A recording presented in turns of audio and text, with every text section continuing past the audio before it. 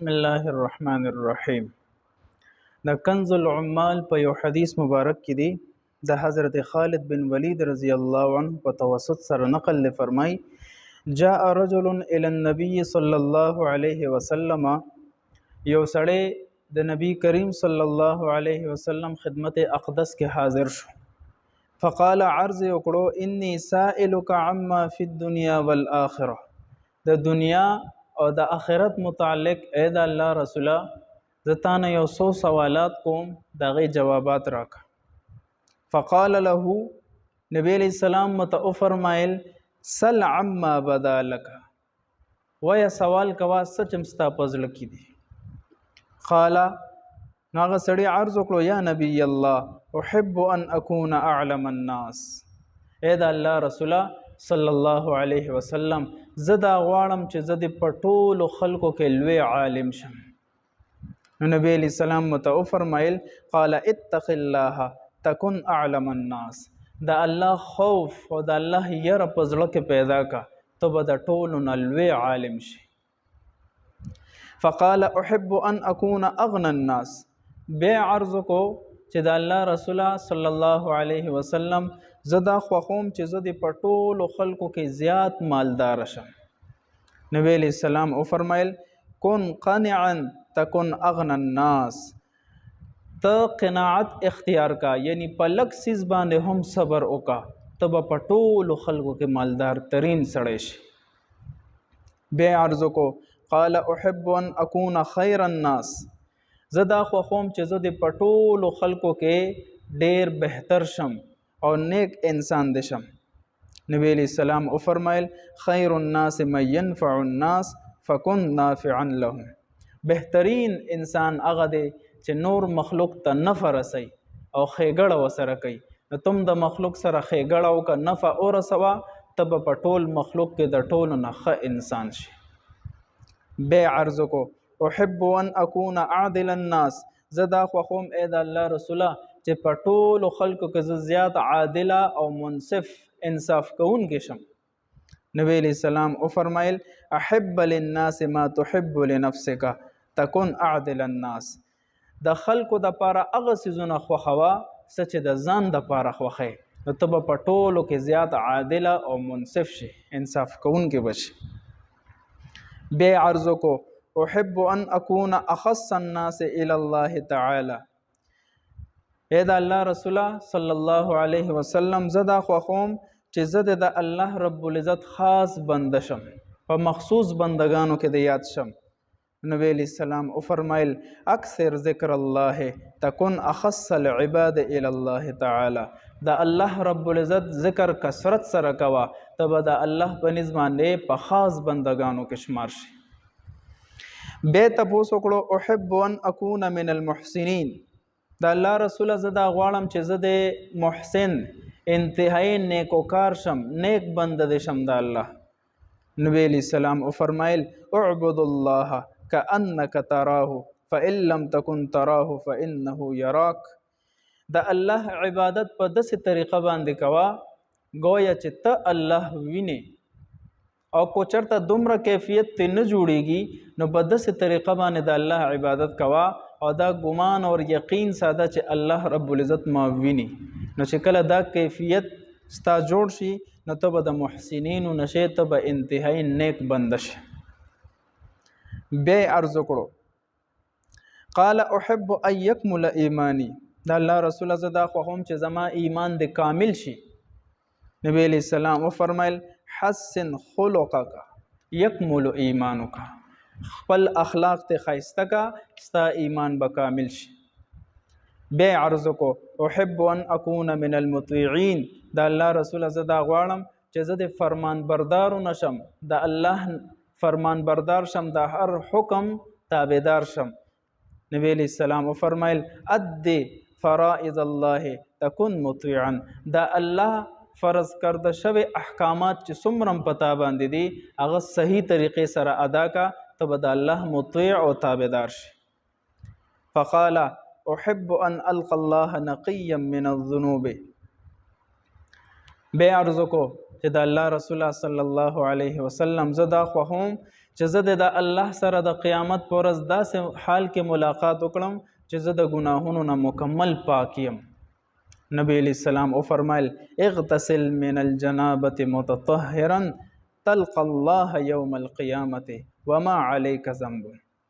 چې کلم ته په حالت د جنابت کې شي نو فوراً ښه طریقې سره غسل کوه، نو د رب ذوالجلال سره به د قیامت په ورځ داسې حال کې ستا ملاقات کیږي چې تا باندې به هیڅ قسم ګناه پاتې نه. یعنی کلم چې د جنابت حالت شي او ناپاکه شي نو فوراً غسل کوه. بیا عرض کو قال احب ان احشر یوم القیامة فی النور. د الله رسول زه دا خوښوم چې د قیامت په ورځ باندې دی زه انتهایی نورانی شکل کې د قبر نه راپاسولی شم چې زما مخ رڼا کوي. نبی علیہ السلام او فرمایل لا تظلم احدا تحشر یوم القیامة فی النور. په یو کس باندې هم ظلم مکوه په دنیا کې. د قیامت په ورځ چې کله د قبر نه راپاسې مخ په دې رڼا کوي نورانیت سره به راپاسې، په هېڅ چا باندې ظلم مکوه. بیا عرض کو قال احب ان يرحمني ربي. د الله رسول زه دا خوښوم چې زما رب په ما باندې ډیر رحم وکړي. نبی علیہ السلام او فرمایل قال ارحم نفسك وارحم خلق الله يرحمك الله. په ځان باندې رحم وکړه او د الله په مخلوق باندې رحم وکړه نو رب ذوالجلال به په تا باندې رحم وکړي. بیا عرض کو احب ان تقل ذنوبي قال استغفر الله تقل ذنوبک. وی زه دا خوښوم چې زما ګناهونه دې کم شي، ورځ تر ورځه کمیږي. نبی علیہ السلام او فرمایل چې استغفر الله ویا، یعنی د الله نه معافي غواړه، د الله نه مغفرت طلب کوه، استغفر الله کثرت سره ویا، دې سره به ستا ګناهونه کمیږي. بیا عرض کو قال احب ان اکون اکرم الناس. د الله رسول زه دا غواړم چې زه د په ټولو خلکو کې زیات عزت من شم، هر څوک را سره د عزت معامله کوي او زما عزت کوي. نبی علیہ السلام او فرمایل لا تشکون الله الى الخلق تكن اکرم الناس. دا رب ذوالجلال ته چې کم حالات او حاجات ته پیش کول غواړي هغه مخلوق ته مه پیش کوه. خپل ضروریات، خپل فقر، خپل تنگدستی دا ټول رب ذوالجلال ته په دعاګانو کې پیش کوه او الله نه خپل ضرورتو پوره کولو دعاګانې کوه، مخلوق ته خپل فقر مظاهروه. فقال بیا عرض کو احب ان يوسع علی فی الرزق. د الله رسول زه دا خوښوم چې زما په رزق کې دی وسعت راوستلی شي، فراخي دی راوستلی شي، چې زما دا رزق ته انتهایی فراخ شي، برکت والا شي. نبی علیہ السلام او فرمایل دم علی الطهارة یوسع علیک فی الرزق. همیشه په اودس کې اوسه، چې اودس ته مات شي د ضرورت په وجه نو فوراً بیا اودس کوه، نو د دې په وجه باندې به ستا په رزق کې الله وسعت راولي او فراخ رزق به دې وي. بیا عرض کو احب ان اکون من احباء الله ورسوله. د الله رسول زه دا خوښوم چې زه د الله او د الله د رسول په محبوب ترین بندگانو کې راشم چې هغوی زما سره محبت وکړي. نبی علیہ السلام او فرمایل احب ما احب الله ورسوله وابغض ما ابغض الله ورسوله. کم سیزونو سره چې د الله رب العزت محبت کوي او د الله رسول محبت کوي هغه سره ته هم محبت وکړه، او کم سیزونو نه چې الله رب العزت د ناخوښتیا اظهار کړی دی د ګناهونو نه، او کم نه چې د دوانو جهانو سردار د ناخوښتیا اظهار کړی دی هغه ته هم ناخوښه او خپل مبغوض وګڼه، نو رب ذوالجلال به تا خپل محبوب وګرځوي، رسول الله صلی الله علیه وسلم به تا خپل محبوب وګرځوي. بیا عرض کو احب ان اکون آمنا من سخط الله. د الله رسول زه دا غواړم چې زه د قیامت په ورځ د الله د ناراضتیا او د غصې نه په امن کې شم. نبی علیہ السلام او فرمایل لا تغضب على احد تأمن من غضب الله وسخطه. پچا باندې هم غصه مه کوه، نو د قیامت په ورځ به د الله د ناراضتیا نه او د الله د غضب نه به ته په امن کې. قال احب ان تستجاب دعوتي. بیا عرض کو د الله رسوله زه دا غواړم چې زما د هر دعا قبول کړي شي. نبی علیہ السلام او فرمایل اجتنب الحرام تستجب دعوتک، ځان د حرامو نه وساته ستا به هره دعا قبلولی شي. قال احب لا یفضحنی الله علی رؤوس الاشهاد، بیا عرض کو د الله رسول زه دا غواړم چې د قیامت په ورځ د تمام مخلوق وړاندې الله رب العزت ما رسوا نه کړي، ذلیله مې نه کړي. نبی علیہ السلام وفرمایل احفظ فرجک کی لا تفتضح علی رؤوس الاشهاد، د خپل شرمګاه حفاظت وکړه، خپل شرمګاه غلطه استعمال نه کې چې د قیامت په ورځ د ټولو په مخ کې چرته رسوا نشي. بیا عرض کو قال احب ان یستر الله علی عیوبی، زه دا خوښوم چې رب ذوالجلال زما په عیبونو په ګناهونو باندې پرده واچي، چاته مې رسوا نه کړي.